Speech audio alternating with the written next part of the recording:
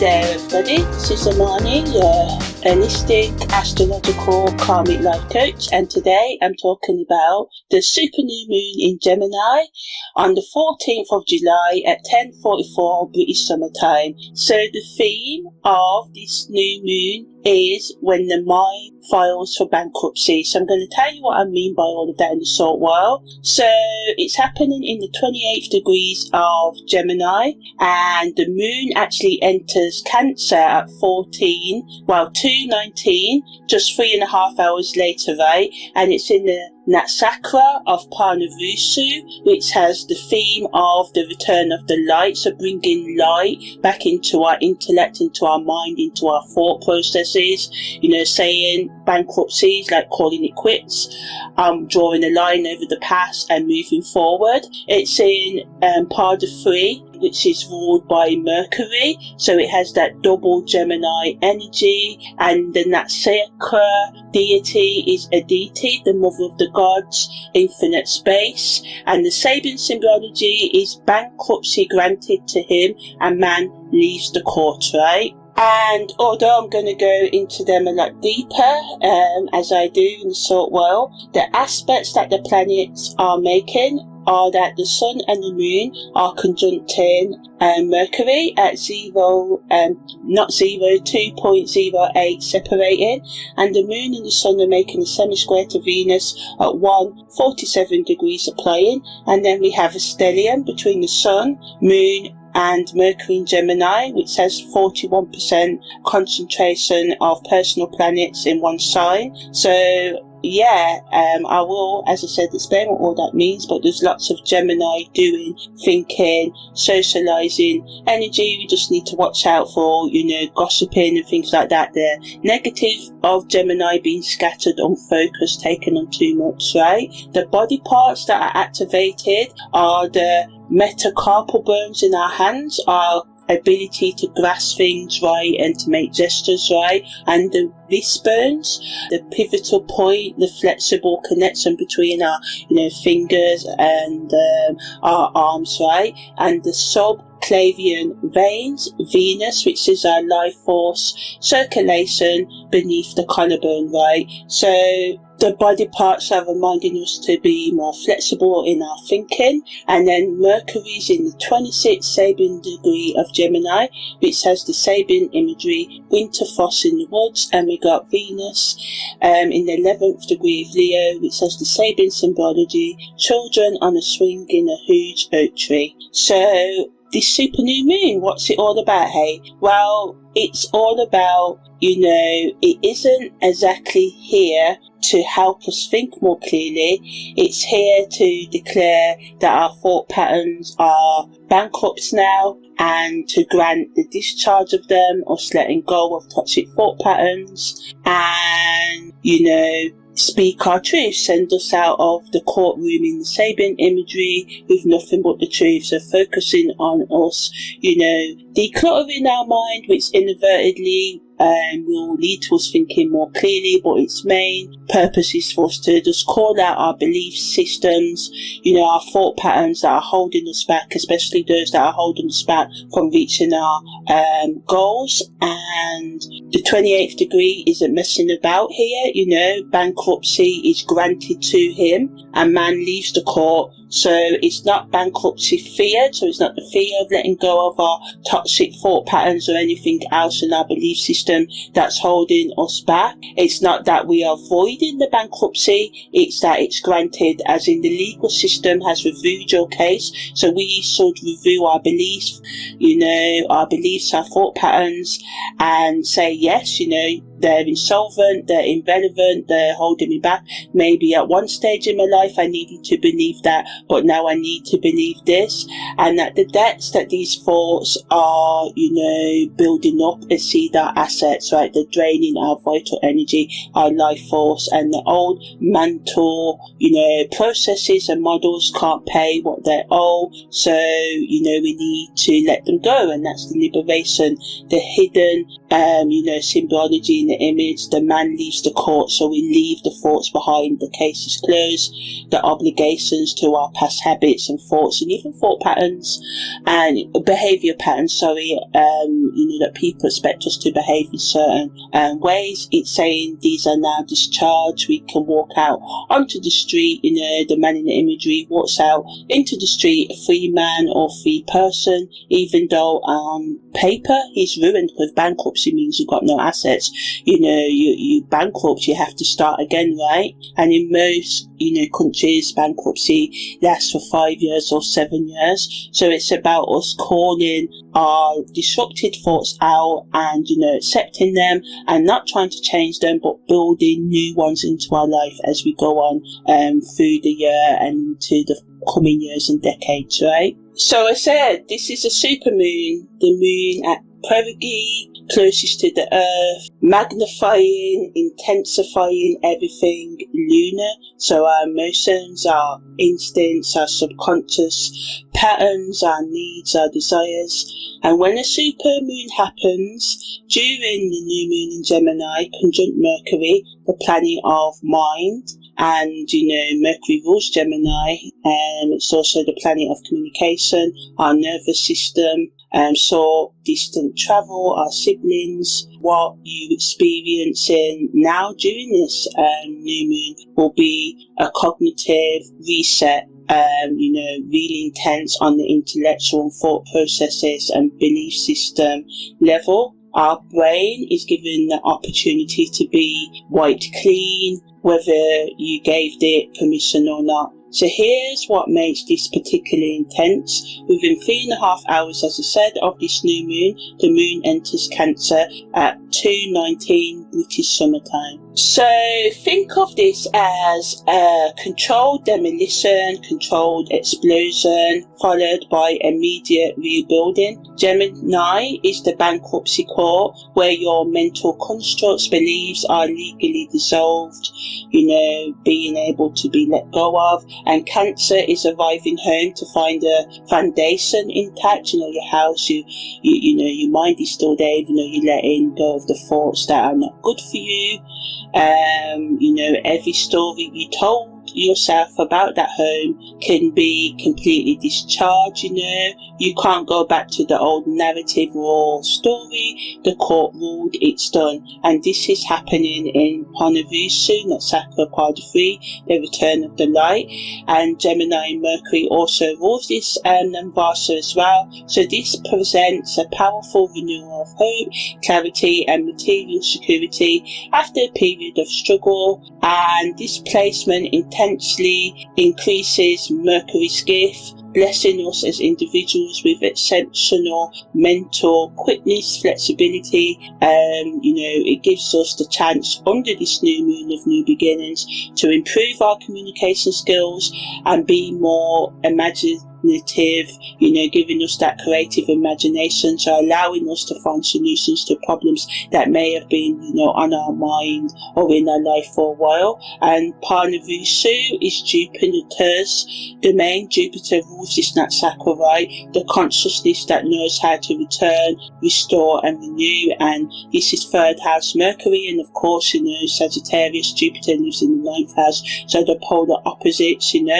Mercury's lower thought, Jupiter, Sagittarius is higher thought. So part 3 brings Mercury's energy. We're not just returning to the light, we're returning to mental clarity, clearness, clear thinking, to intellectual connection, to creative expression. And the bankruptcy isn't punishment, it's clearing the ground for a sharper, more aligned understanding of your path. And the deity of this Naksatra, Punarvasu, is Aditi, the infinite mother, the boundless space, the one who gives without limit and receives back what was lost. So after bankruptcy, after discharge, after walking out of the court with nothing, Aditi says, I never left. The infinite space was always here. You just couldn't see it while you was defending the there and keeping adding good after bad, and just putting more negative thoughts on top of negative thoughts. And hey, I know it's not easy to let go of negative thoughts, and for some of you, or the majority of us, right, the thoughts are not going to stop, but this new moon is allowing us, giving us the energy to start making plans to do that, or continue the work of bringing more positive thoughts, or understanding our thoughts, and learning to manage them. This new moon is asking you to admit that the way you've been thinking about your life isn't solvent anymore, isn't valid. It's draining your energy. It's not going to help you reach your goals, right? And the meanings you've assigned, the narratives, the stories you've constructed and repeat, right, the intellectual frameworks and processes you have used to make sense of pain, if they're not generating actual transformation and change in life, they're bankrupt, right? And you need to file for discharge and move forward in the best way that you can. So the moon in Gemini is our emotional body, will speak to us in questions, because Gemini's intellectual energy, our emotional processing will happen through our mind. This isn't the instinctual moon of Taurus or the watery feeling based moon of Cancer, although the moon's going to move into Cancer, right? This is the moon that needs to understand its feelings, to articulate them, speak about them, to turn them over like facts, looking for patterns underneath. Gemini is Mercury's sign, as I said, communication, intellect, information, connection and duality. And when your emotional core, represented by the moon, sits here, you feel through thinking, you process through talking, you heal through understanding, and sometimes you avoid actually feeling by staying perpetually, continuously in analysis mode, overthinking mode, right? So here's the gift this super Gemini moon is giving us, is that, Gemini can make us excellent at stating and speaking and naming what hurts. We can articulate the nuances, the turns of our emotional experience with devastating precision and focus, right? You can see the connections between your current triggers and your childhood wounds. You understand the psychology, you maybe have read the books, listened to the podcast, whatever. You can explain to your therapist exactly how your attachment style developed maybe, and why you keep repeating the same relationship patterns. But here's the shadow. Sometimes you can describe the cage so perfectly that you forget to check if the door is actually locked. Understanding why you're stuck is not the same as becoming unstuck, right? Knowing the origin of your psychological, emotional, spiritual, or any other trauma is not the same as healing it or learning to live with it, right? Which is mostly what we have to do. Some traumas, we can figure about, but most of the time we have to learn to live with them, right?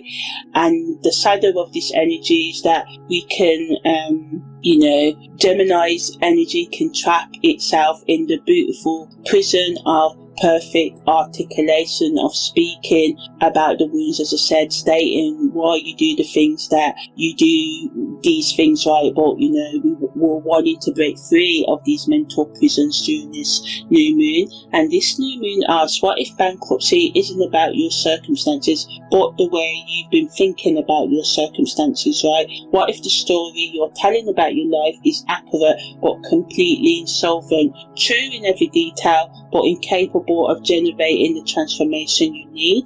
And Bob Marley, in his song Redemption Song, he says the line, emancipate yourself, free yourself from mental slavery. No one but ourselves can free our minds. And it's reminding us that the trains are conceptual, the prison is linguistic, it's in the language, the thoughts we believe, the things we say, right?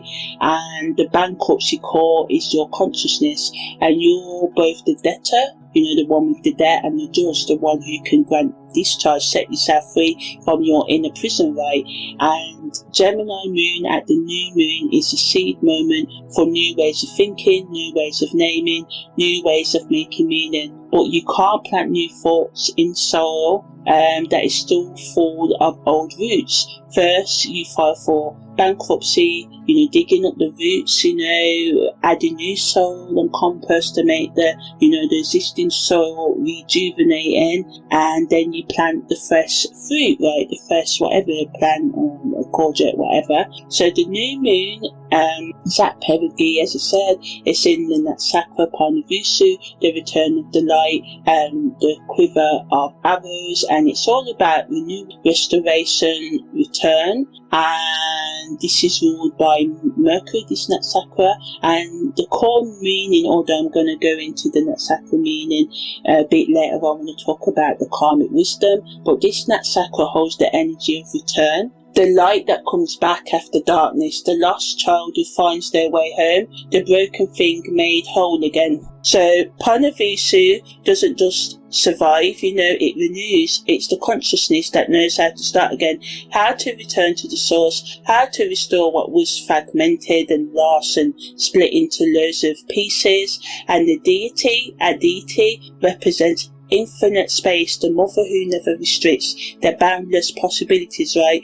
She's the mother of Sagittarius, the solar gods, the one who births light itself. So, Punarvasu is Aditi's domain space, where nothing is truly lost, only temporarily obscured. We temporarily can't see it, right? So what seems like bankruptcy might be Aditi clearing the field for your wholeness to return. And, in terms of, this moon, it's in mid-July, in the hay-making season, cutting what's grown tall, turning it to the sun, gathering what's dry, harvest, and if you're into planting stuff and that.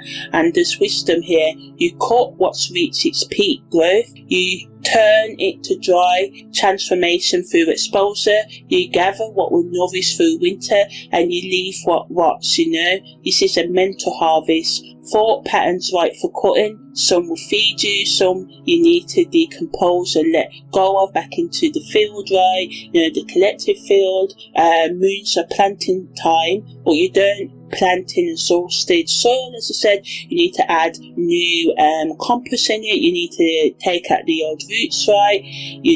Burning the old growth, controlled fire, clearing the field, the mental space for newness. So this Gemini new moon's bankruptcy theme, that's the burn. Clear the mental field, clear your mind, let the ash of these thoughts fertilize the newness, right? Bringing new thoughts and habits into your day-to-day life, planting something new when the moon enters Cancer, a few hours later, and continue to, do that as the weeks and the months go on. So, as I said, although I'm going to talk about the stellium in more depth later, but if you just want the shorter version, here it is.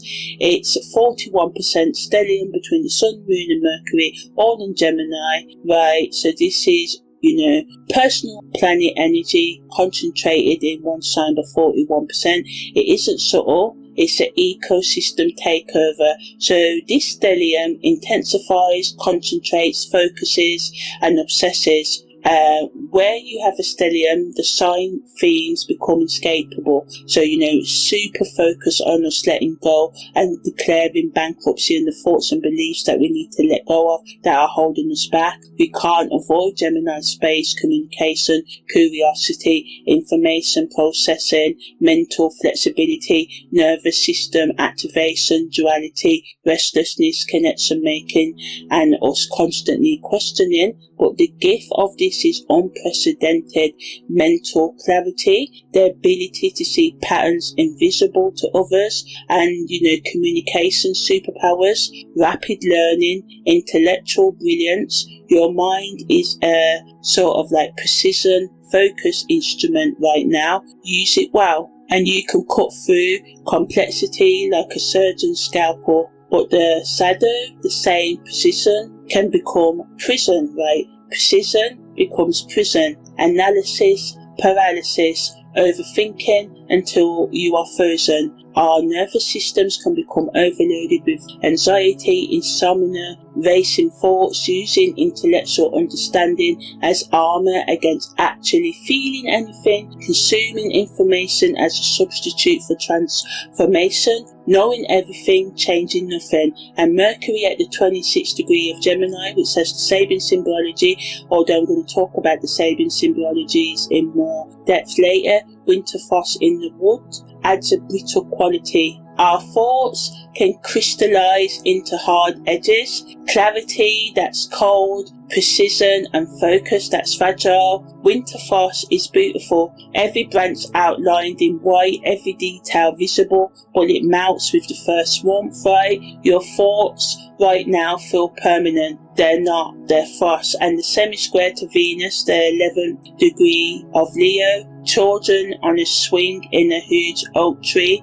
creates productive friction. Venus in Leo wants to party, right, and play, wants pleasure, wants to be bold and courageous and expressive and happy and joyful without justification. And the Gemini stellium wants to understand why, analyse how, and question whether joy, happiness is actually warranted. Should we be happy? Why? What's the reason for this, And this aspect asks, can you think your way to happiness, or do you need to grab the swing, trust the oak's ancient strength and let progress move? This is the core tension of this super new moon in Gemini. Your mind wants to solve, and look for joy and think about joy. Why are you happy? Like it's a, equation with a correct answer, but your heart knows some things can't be solved, only experience. So it's about experiencing, letting go and newness. So how do you work with this energy practically, the practical medicine of this? So before the new moon, if you're listening to this, make a list, actually write it down. Gemini energy loves the written word of every thought pattern you've been defending, what you know deep down isn't serving you anymore. Not behaviours, not circumstances, but thoughts, belief systems, such as I can't trust anyone, my trauma makes me unlovable, or I'll never be successful because of my background, or, if I start being anxious, something bad will happen. I have to understand everything before I can change anything. Read the list, feel the weight of maintaining these mental constructs, beliefs, right, thought patterns. Notice how much energy it takes to keep these thoughts alive, to defend them, to gather evidence for them, to build your identity around them. At the exact new moon moment, or within a few hours, perform a simple ritual. Tear the list into pieces. You're not burning it. Fire bypasses the legal processes. You're tearing it. The court has granted discharge. The document is void. Tear it into small pieces and either bury them in the soil or throw them in running water and say out loud, the court grants discharge. I leave free now. So during the new moon window on the 14th of July, if you can spare some time between the hours of 10:44 a.m. in the morning or whatever it is in your time zone and 2:19 British summer time, this 3.5 hour window between the Gemini new moon and the moon entering Cancer is a sacred transition time. The bankruptcy is granted. You haven't arrived home yet. This is walking out of the court into the street. You're between worlds. Don't fill this time with doing. Don't immediately plant new intentions or start fresh journals or make, vision boards. Just walk, literally, if possible. Go outside. Walk without a destination. If that's not possible, walk your mind through, the terrain, the pathways of what would my life feel like if I didn't owe my past anything anymore. Notice what comes up, what arises when you're not defending the old thoughts. Notice the space. That space is a deity. That space is Punarvasu's light. That space is what bankruptcy clears ground for. So, after the moon enters Cancer at 2:19 p.m. on the 14th of July, plant. Cancer is home, roots, foundation and emotional security, as I said, but you're not coming home to an empty house. The old furniture, thought patterns are gone. You get to choose what you bring in now. Write this question down. If I weren't intellectually defending my wounds or my past, what would I actually feel? Happiness, peace, serenity, newness, energy? What is it? What will you feel? Then write for about 20 minutes or voice record or vlog without stopping, without editing, without making it make sense. Let it be messy, let it contradict itself. This is immersion speaking directly, not filtered through Gemini's need to explain. For the following 2 weeks, from the waxing moon towards the full moon, set a daily alarm for the same time, and when it goes off, ask yourself, am I thinking about my life or am I living my life right now? If you're thinking about it, change to sensation. What do you physically feel in your body? What do you see, hear, smell? Drop out of commentary into direct experience for 60 seconds. This isn't about never thinking. Gemini stellium is the gift, right? It's the gift. It's about recognizing when thinking has become the substitute for living, when analysis has replaced experience, when your mind's commentary is louder than reality itself. So going back to, using music as medicine, listen to your own favourite music, or you could listen to, Bob Marley's Redemption song, like I mentioned earlier, what holds the frequency of, letting go, freeing yourself from mental slavery, your thoughts that are holding you back, and reminding you that only you can free yourself from your mental prison. So play it, sing that song, or any other song that makes you feel free. We all got different tastes.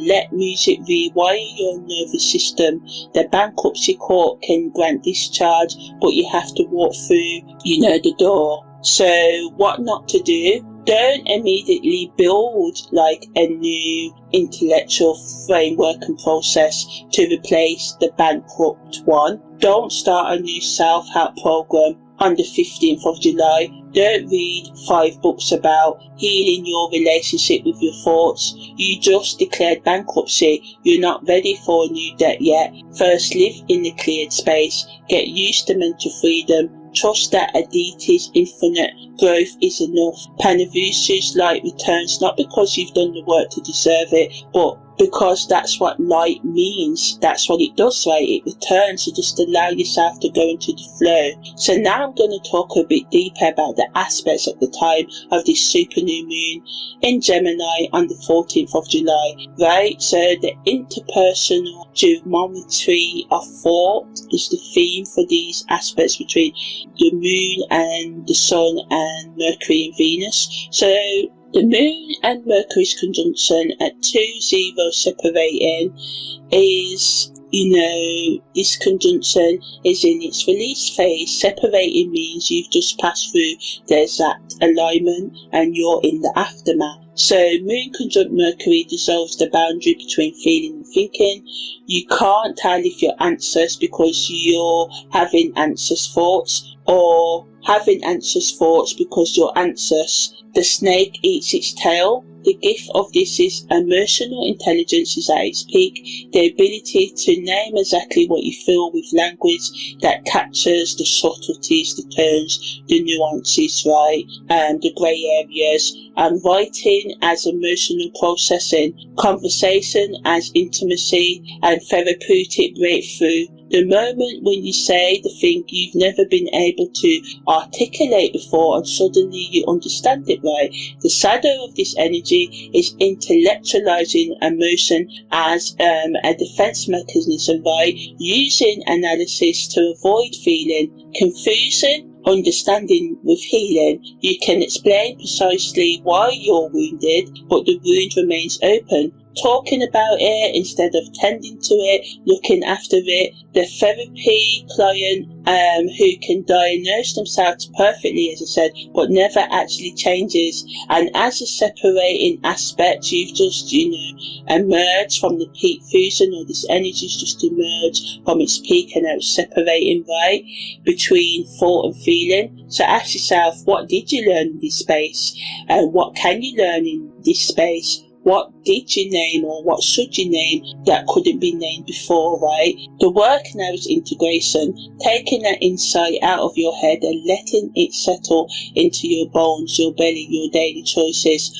Understanding alone doesn't transform, embodied action does, practical action. So the Sun Mercury conjunction, happens frequently because Mercury is never more than 28 degrees from the Sun, right? But during the new moon, this creates a triple conjunction. Sun, Moon, Mercury aligns. Your identity, represented by the Sun, your emotional body, represented by the Moon, and your communication, represented by Mercury, speak as one voice. They're wanting to work together to help, changing on the mind, body and soul level, right? The separating orb means this unified voice has just spoken, and now you're in the space of what did I just say that I can't unsay. And as I said at the very beginning, it's about speaking your truth, right? This is self-revelation, speaking your truth, expressing yourself to those that need to hear it, naming something true about yourself, maybe now or the days after the new moon, and maybe you said something before the new moon, right?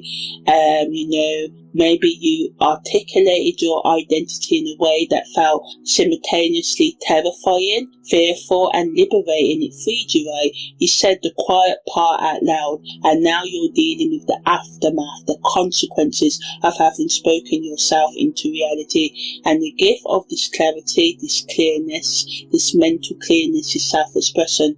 The shadow is Mercury combustion. When Mercury gets too close to the Sun, it can be all burned up, meaning your thinking becomes purely ego driven, right?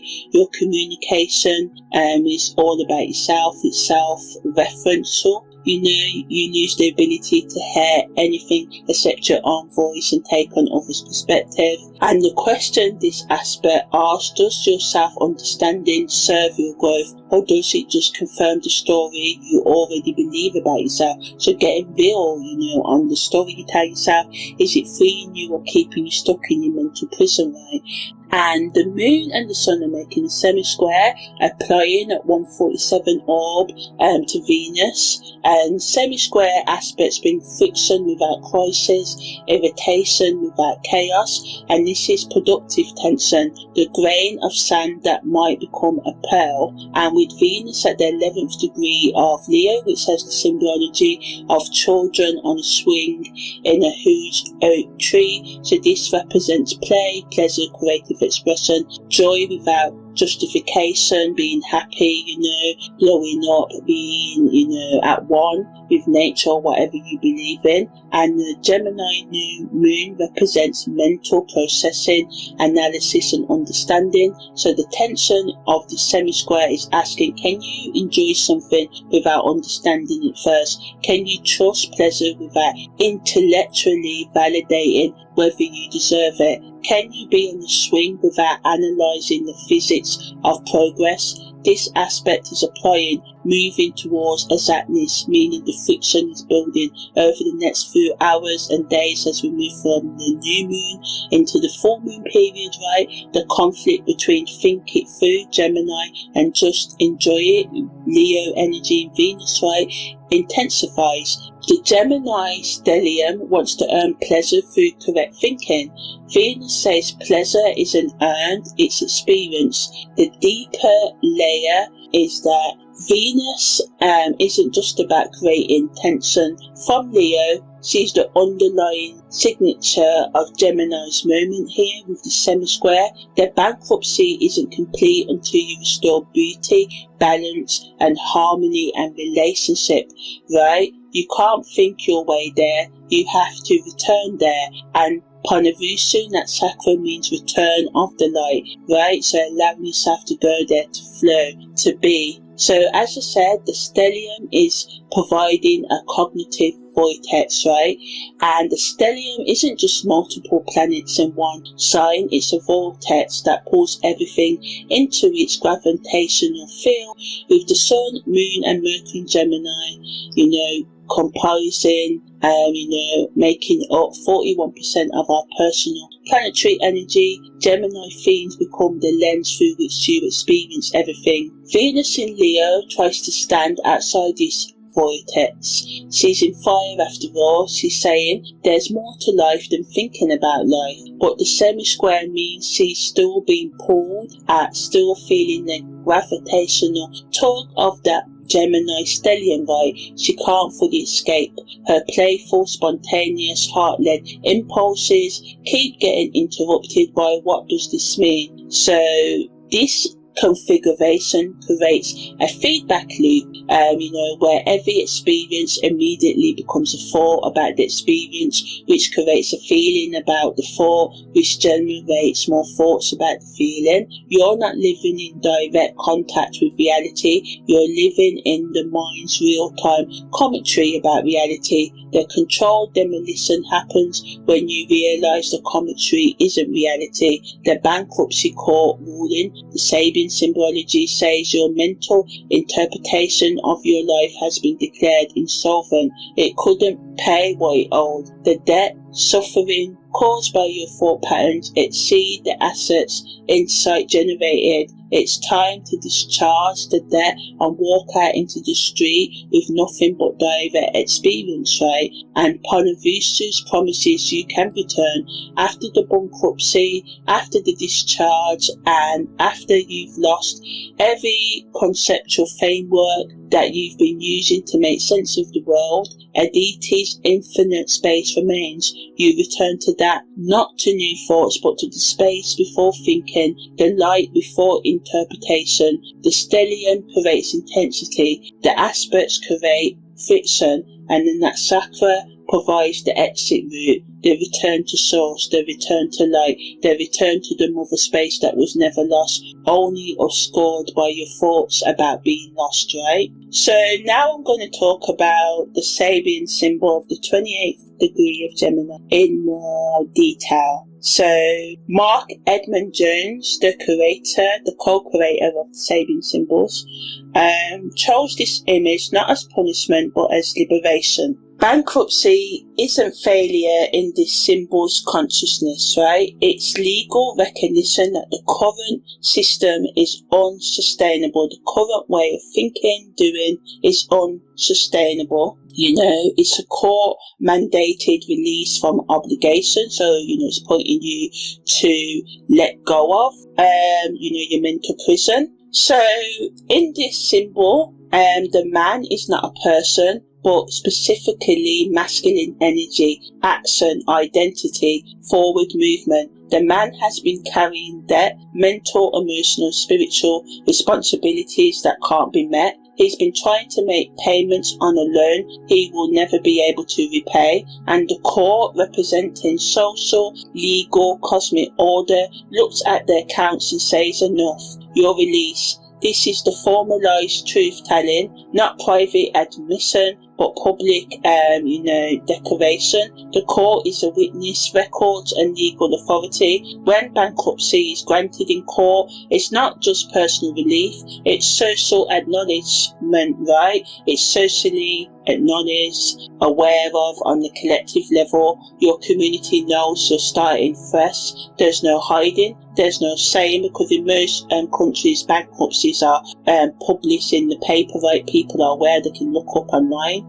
The court didn't convict you, it freed you, from your debtors, from people chasing you for money, all those letters through your door, all those texts on your phone, right, and all of that. So the symbol's power is movement out, leaving. It doesn't stay in the court dwelling, overthinking on the failure. He doesn't negotiate terms. He doesn't appeal the ruling. He leaves. The case is closed. The obligations, the responsibilities are discharged and let go of, right? He walks into the street a free man, even though on paper he owns nothing. So on the psychological level, this symbol speaks to the moment when you start trying to make an unsustainable situation work through sheer willpower. Your mental models of reality, your interpretations of your experiences, the meanings you assign to your pain, if they're not generating liberation, they're bankrupt. The court, your higher wisdom, your soul,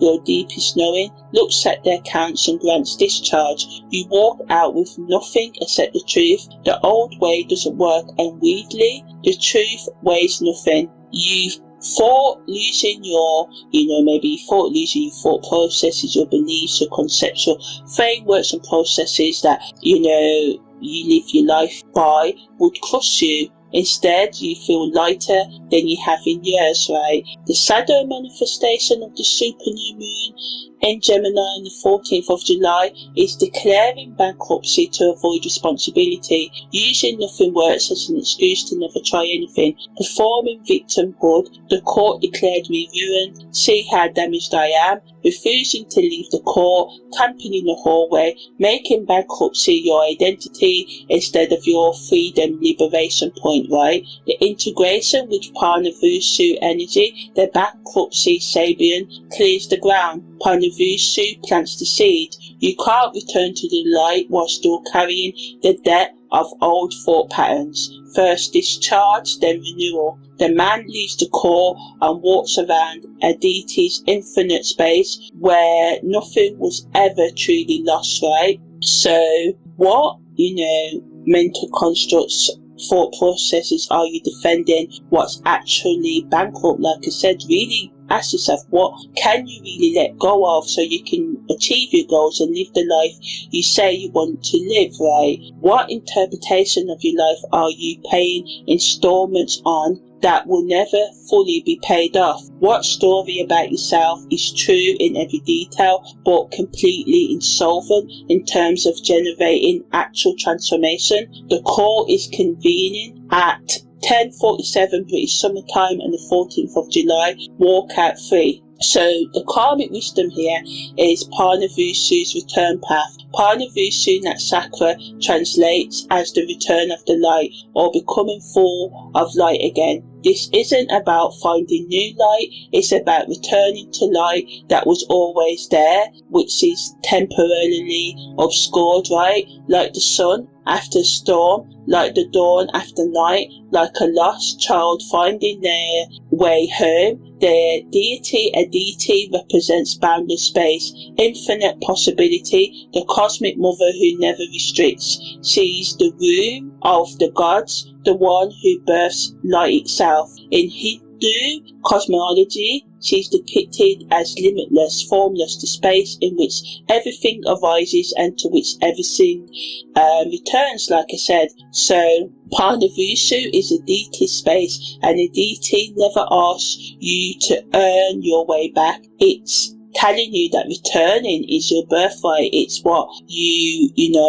are, naturally allowed to have, just by being born. And the new moon falls in Punarvasu's third pada, right, which carries, the Gemini Punarvasu energy ruled by Mercury. This isn't just a sensory return, it's a cognitive, intellectual and deeply communicative return. You're not just coming back to beauty, you're coming back to clear truth, to mental flexibility and ideas that thrive on logic and creative expression. Maybe you've been in exiled, distance from your own self, from your own true self-expression, living in the land of overthinking and, living in mental constructs that were supposed to protect you but actually imprisoned you. And Punarvasu says the way home isn't more thinking, it's return. You don't earn your way back through perfect understanding, you return because returning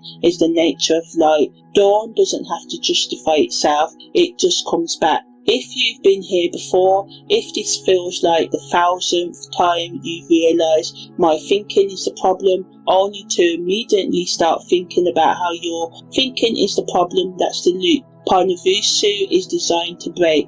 Then that sacral wisdom isn't intellectual, it's experiential. Light returns not because it figured out how to return, but because darkness is temporary and by nature, it's fleeting. We have dark, then we have the night, we have the rain, we have the wind, then we have the sun, you know.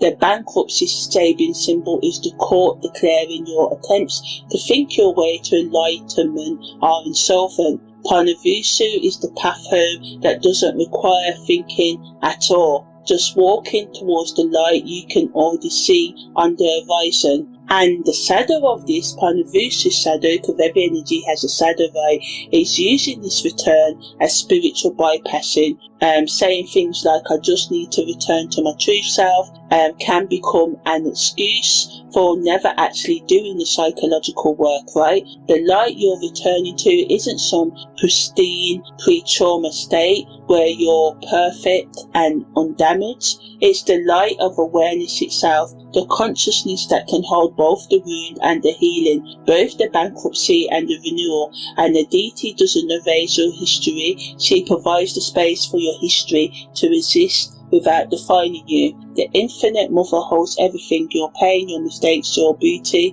your transformation, without judgment, without restriction, without demanding you be anything other than what you are in this moment. Just be yourself, be who you are in this moment. So in terms of looking after your health and body during this time, during the super full moon in Gemini on the 14th of July 2026, the metacarpal bones, your hands, rule, govern your ability, your capacity to grasp, hold, write and gesture. As I said right in the introduction, your ability to create, manipulate your environment, right? Hands are Gemini's signature. We think with our hands, we communicate with gestures, we literally grasp concepts, we understand concepts, right? If your hands feel restless, tight or hyperactive during this new moon, that's cognitive overload expressing through your body somatically. The solution is to write it out. Actually write by hand. The mechanical action of pen on paper creates a neural circuit that typing doesn't. Let your hands do what they're designed for, translate thought into physical form. The wrist bones, Mercury's activating at the 26 degrees of Gemini, are the pivot point between the hand and the arm, the joint that allows both flexibility and focus. Wrist pain, tension, or that feeling of, stiffness in the joint speaks to over thinking, which can create, rigidity, inflexibility, and the cure isn't stretching. Although this helps, it's recognizing that thought patterns like this need both strength and flexibility. Locked thinking creates locked joints. Wrist circles, do exercise in the hand or any other movement while asking, what thought am I holding on to too rigidly? Accesses the somatic, the body, cognitive thought link, right? And the subclavian veins, where Venus, the 11th degree of Leo, are, right, carry blood beneath your collarbone from your arms to the heart, right? This is the life force circulation at its most vital, energetic, the return path from action, your hands and your arms to the center of your heart, right? So if you're feeling congestion, pressure or heaviness in the upper chest, that's blocked circulation of pleasure, of heart energy, of release and flow. The Gemini stellium is keeping everything in the head. Venus is trying to pull circulation back to the heart, right? The remedy is heart opening stretches. Literally open your arms wide, arch your back, breathe into your upper chest, say out loud, pleasure doesn't need my mind's permission. In terms of your nervous system activation, Gemini rules the nervous system, and the Gemini stellium, including the moon, the emotions can create nervous system overload. So if you're experiencing anxiety, insomnia, racing thoughts, difficulty concentrating, hypersensitivity to stimuli, or that feeling of being simultaneously exhausted and wired, that's not pathology, that's your nervous system responding to cognitive overstimulation. The bankruptcy isn't just mental, it's neurological. Your nervous system has been running on overdrive, trying to process, understand and solve and making meaning of everything. It's bankrupt too, it needs discharge. So There's many things you can do. I'm just suggesting some things. Some of you may like to have a cold shower or cold water on your face. This can be a vagus nerve reset, bilateral stimulation, like alternative tapping on your shoulders, knees, feet, anything that regulates your nervous system, humming or singing, which can activate your vagal tone activation, right? Very slow, very long exhales of your breath, which is parasympathetic engagement. Maybe having your screens after 8 o'clock at night for the next week, giving your eyes, brain, nervous system actual rest. The semi-square to Venus offers a clue. Your nervous system calms not through mental strategies but through pleasure, dancing, laughing, sex, eating something deliciously slowly. Playing, Gemini energy thinks you need to solve your nervous system dysregulation. But Venus says you need to enjoy something without understanding it first. And in terms of somatic memories, the new moon, the super new moon in Gemini, can trigger somatic memories stored in hands, wrists, chest, particularly memories of times when you weren't allowed to speak, where your hands were restrained from gesturing, times when your communication was punished, when your wrists, maybe you hold your wrists too tightly, times when your heart's truth couldn't circulate freely, which is subclavian vein congestion, right? And if emotions arise that don't match your current reality, sudden sadness, inexplicable anger, body memories without narrative, don't, pathologize them, say it's this or that, let them move through you. This is bankruptcy, a bankruptcy discharge at the somatic body level. All debt is being released from the tissue, This new moon's wanting us to declare bankruptcy, give up the thoughts that need to, and allow, new ones to flow in their own time. So in terms of self-reflection prompts, questions that can help you listen and help you focus on what needs to be processed during the super new moon in Gemini. And remember, these aren't questions to answer in your head. Write them down. Let your hand move without your mind planning the response. Gemini energy loves the written word, so use it. So before the new moon becomes exact, right, ask yourself, what mental constructs am I defending that I secretly know are bankrupt? If I walked out of the cult owing nothing to my past, what would I feel? Happiness, joy, love? What would my life look like if understanding my wounds wasn't a prerequisite for healing them? At the time of the new moon or just after it, you can ask yourself, what story about myself am I ready to declare insolvent? What does return of the light feel like in my body, not my thoughts? If a deity's infinite space is already here, what's been blocking my view? And after the moon enters Cancer, you can ask yourself, what do I actually feel when I'm not intellectually defending how I should feel? If my thoughts about home aren't home itself, what is? What needs no explanation, no justification, no understanding to be real? Over the next 2 weeks after, the new moon, waiting for the moon to go through its waxing phase to the full moon, ask, am I thinking about my healing or am I actually healing? What thought pattern just try to re-establish itself? Notice, don't judge. How does my body know truth before my mind does? In terms of a daily practice, you could try setting a phone alarm for a random time each day. When it rings, ask yourself, am I living right now or thinking about living? Notice which one. If thinking, change to sensation for 60 seconds. What do you physically feel, see and hear? This isn't anti-thinking, this is recognizing when thinking replaces experience. And remember that these prompts, these questions I'm giving you are not therapy. They are, cartography, a space that's mapping the space between bankruptcy and renewal, between Gemini's cognitive mastery and, Punarvasu's return to the light. You're not, waiting for, you're not trying to arrive at the correct answers. You're letting the questions themselves create the space, and a deity represents boundless, infinite without restriction, right? So by the time you come to the Capricorn full moon on the 29th of July, you've done a lot of work to help you let go of the thoughts that are bankrupt. So now I'm just going to give guidance for all 12 Sun, Moon and Rising signs. So Aries, Gemini is in your third house, so your communication patterns file for bankruptcy. The way you've been speaking, writing, thinking, connecting is insolvent.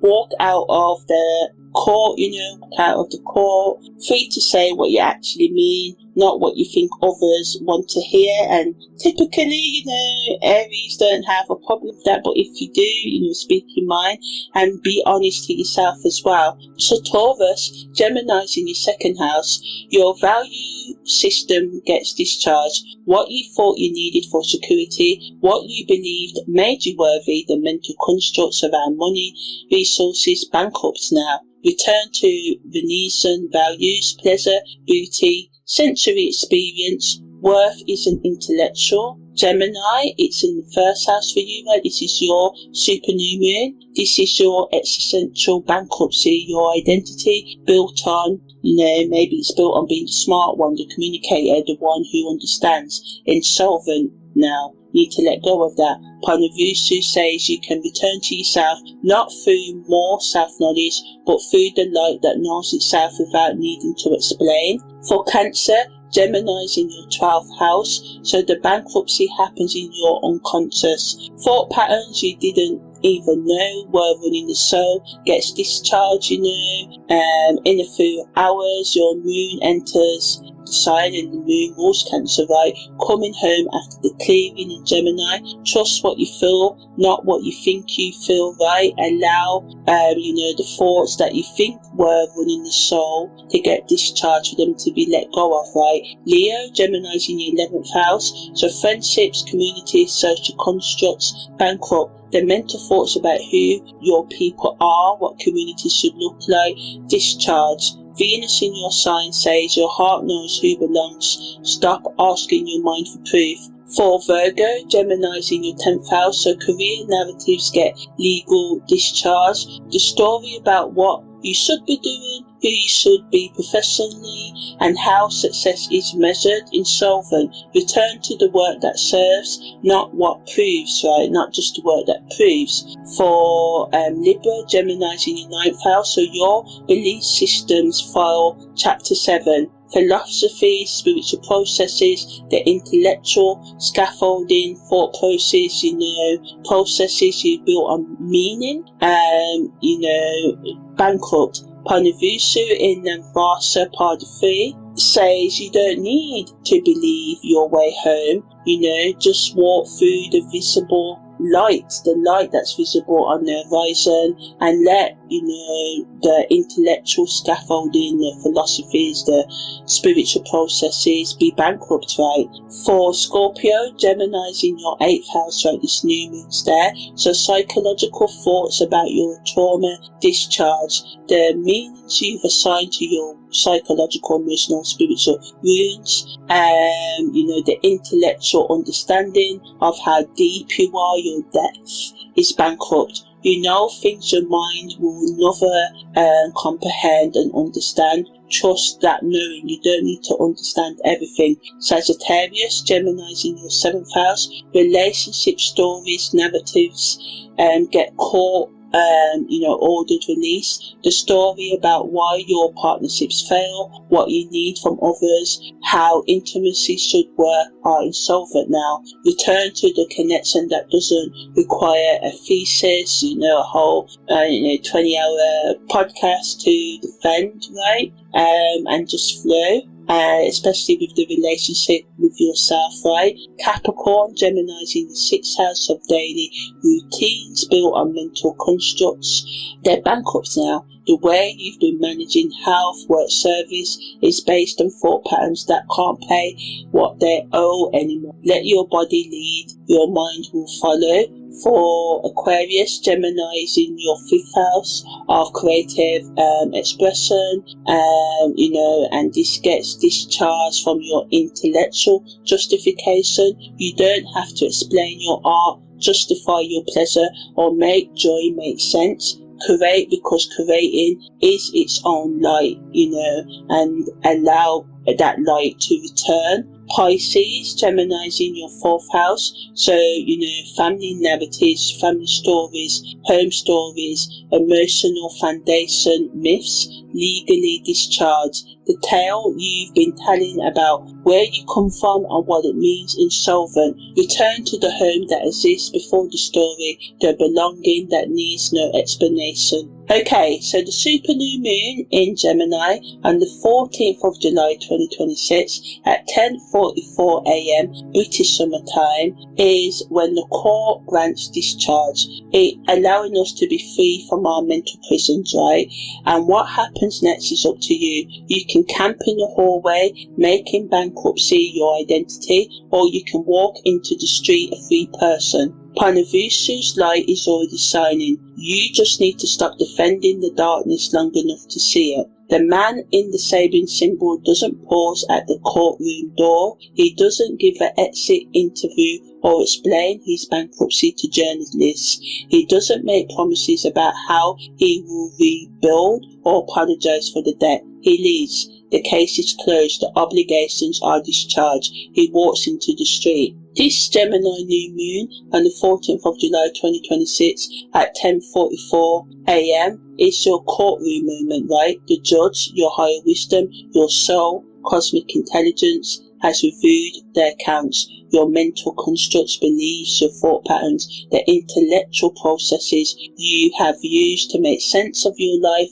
They're bankrupt now, they're outdated. You need to let new ones grow from new experience and feeling life. The debt has exceeded the assets they gained from keeping, yourself in this mental prison. The suffering generated by your thinking surpasses, goes far beyond the liberation, the freedom produced. Bankruptcy is granted by the super new moon in Gemini. It's giving you the ability to, let go. Now walk out. Don't defend the old patterns. Don't negotiate terms. Don't ask for extensions. The court has ruled. Leave free. And within 3.5 hours, the moon enters Cancer. You're coming home, but home has been cleared, right? The foundations are intact. You're still here, alive. The structure still stands. The body, right? The mind. But every story you told yourself about that home is gone. You get to discover what home feels like without the narrative overlay, the ongoing thoughts and overthinking. Punarvasu promises the light returns, not because you've earned it through perfect understanding, not because you have finally figured it out, but because return is the nature of the light. Renewal is the signature of consciousness, and a deity's infinite space was never actually diminished by your thoughts about being lost. In the first place, you were always in the light. Your thoughts about being separate from the light created the illusion of darkness. The bankruptcy discharges those thoughts. Walk out of the court. The infinite mother is waiting, not with judgment about the debt, but with the boundless space for whatever comes next. The bankruptcy isn't the ending, it's the clearing. What grows in the newly cleared ground, fed by ash, you letting go, burning down, while you're about to find out if you embrace the super new moon energy on the 14th of July, allowing yourself to let go and walk into your freedom, allowing the mind to file for its bankruptcy, allowing the light to return, allowing yourself to stand up for yourself and to be who you want to be, continuing or starting the work of letting go of your psychological, emotional and spiritual trauma, right? So yeah, I'm Imani, your holistic, astrological, karmic life coach, and this has been my take on the super new moon on the 14th of July 2026. Take care and see you next time.